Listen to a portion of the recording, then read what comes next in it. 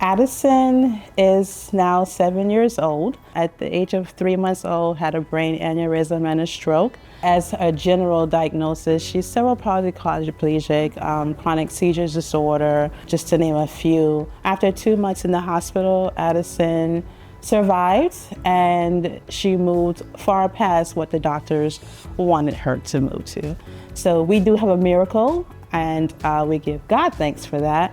She has a tracheostomy, and she has a G-tube. She's not ventilator dependent right now, but if she needs it, we do put her on the ventilator. We have a lot of muscular issues. But Addison, most of all, she is stable, she is with us, she is blessed, and she is a survivor, she is strong.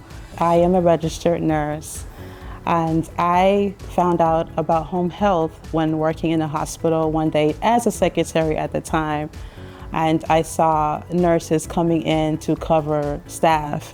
And when I looked into it, I saw that it was an agency and they do home health. I always thought that was a very nice thing to have, but never knew that I would be the one in the position one day. And in 2018, that came to light for me. Addison needed 24-hour nursing to come home. And so we started with the first home health agency, and I saw the nurses coming in, taking care of her. It was a different world for me because we had to learn how to share our family life with the nursing life. But we learned a balance, and having the nurses is actually great, for me. And eventually, once I moved to a different agency, I started working with Addison as a nurse and taking care of her, and I love it.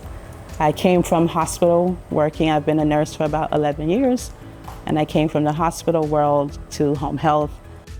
When I transferred over to home health, I saw that it was better to work with one patient, whether it was doing visits or working with that patient for 12 hours, because then you can sit down with that patient and you can share with that patient, you can talk with the patient, you can learn more about the patient. If you really wanted to learn, there is a lot to learn, whether you're just starting out or retiring and you just want something to do. If you want to get into learning your medical histories, you can do that with your patient. You learn everything about them, and you learn how to take care of them, what they need. You learn to look for cues, and how, especially if they're nonverbal. So to me, I love it. There's nobody hanging over your head either saying, what are you doing? Why are you doing that? And you have to learn that even though you build that personal relationship, you still have to be there as a professional, because that's what they're looking for. And so at the end of the day, when I'm done with my shift, I can sit back and say, Karen, did you make a difference today? And that answer is always yes for me.